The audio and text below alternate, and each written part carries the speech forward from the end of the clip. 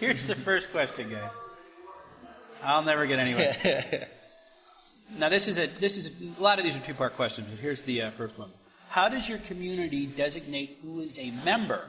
And is there anything that members, and I put that in quotes, can do in your community that non-members cannot? So how do you guys designate who's a member and who's not? Well, ours is, fairly easy because it's more or less a mission year as an organization is for folks 18 to 29. So if you're 17 younger or 30 and older, like obviously that specific program you can't do unless you get hired on staff. So it's a little different in that sense. There is an application process too, like for us that there's some criteria. It is a Christian organization, so if someone came in and just, I hate Jesus, but I think what you're doing is really cool, like it probably wouldn't work for that organization. And then, so there is like an application process that folks go through too. And part of it too is just if, you gotta kind of have a heart for what we're doing, It's just like, I just think it'd be cool. Or my girlfriend's doing it, so I think I'll do it. That's not necessarily something we'll apply. So you guys do some weeding when definitely. People are coming in. Because this is going to be a deliberate community. And a lot of people especially when they come in on the application, like, what are you going to like most about it? Like, I love community life. It's going to be so great living with other Christians. And I'm like, man, these people are clueless because it's the hardest part of the entire year. And so a lot of people can be really disillusioned, like coming in and not, having this, fantasy of what community life is. And so some of that we try to like help folks kind of gain a little clearer picture of reality for the community. We're not quite so selective. We do have criteria. You have to be breathing. And then you're welcome. One thing we did a couple weeks ago is Sukkot, Feast of Tabernacles, and we joined up with a traditional church. Part of our model is a shopping mall. We look at churches like this as possibly being like an anchor store or an anchor church. And an anchor church, several anchor churches could support a variety of small churches or organic churches, like your little Gap stores and shoe stores and Atomic Inn and whatever that's in between. And then people come into the whole mix. And so there's things that an anchor church can do.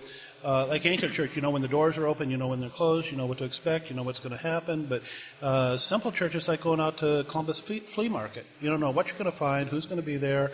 You set up your table right next door to the, Islamic table and compare them, and everybody's barking that they got the best deal. And that's, but that can exist in the context of anchor churches like this. But when we're out in the field, or we're out at Columbus Market and operating in that way, we're not as selective about who comes and who doesn't. I started to talk about Feast of Tabernacles. So we hooked up with the anchor church, built a sukkah, the tabernacle shelter, out of bamboo. About 20 of us slept overnight in these things over the years, and have a campfire last all night and do music and whatever. And the program consisted this particular year of an 8-year-old girl complaining, why are we doing this? This ground is cold and there's these little sticker things and they're sticking in me, and my favorite TV show is on, I'm not getting to watch it. And her father went over and said, would you please keep your comments and your complaints to yourself? But we got to thinking as we were listening, isn't this what Israel did for about 40 years? And doesn't the tabernacle have something to do with that period of time? So the whole night for the next 3 hours became, who's got the biggest complaint? And that was our church service, was just complaining insufferably for hours. And what a wonderful preparation. That was on Friday night. And that led to a wonderful preparation for all day Saturday and Sunday morning into something a little bit more redemptive, hopefully. But here's a little 8-year-old girl who really led the way.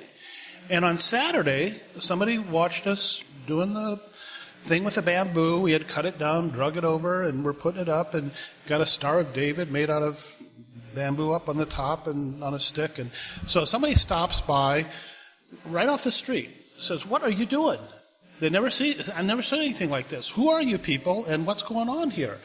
That person ended up leading a couple of songs, doing some of the sermon, if we, you want to call it a sermon, when we had our little thing up front, and showing us some Jewish folk dancing and that sort of thing. We didn't know where this person came from, who they were, what their background was. They had kind of a Jewish sort of background that looked like fun for them. So they became one of the great leaders for the whole weekend. And when I see that Jesus served communion to Judas, knowing what was in his heart, I really take seriously go into the highways and byways and compel them to come in. Too many good Christians have too many good excuses for not coming to the party. And so anybody that wants to come is welcome. It's a hard lesson for us. I think it was even hard for Jesus. Remember the Syrophoenician woman who kept begging him, coming after him? So loud that after a while the disciples said, "Will you tell this woman something?" It says he answered her not a word as she's begging for her daughter to be healed. "Would you finally say something to this woman and get her off her back?" So he did. He said, "I haven't come for dogs like you. I've come for the lost sheep of the house of Israel." And he kept walking. And I know we have theological ways of making that really polite of Jesus, but I think when he said, "Oh my God, this woman has more faith than anybody in Israel," I think Jesus learned something that day. We like to think that Jesus, he knows everything. And he does, but he set that all aside, the knowing of everything, all the time. He didn't come out of the womb one day omniscient and omnipresent and omnipotent, King of kings and Lord of lords. No. He came like us. And he grew in wisdom, the stature and knowledge, and favor with God and man from day to day. So that day, I think he learned that the kingdom is bigger than Israel.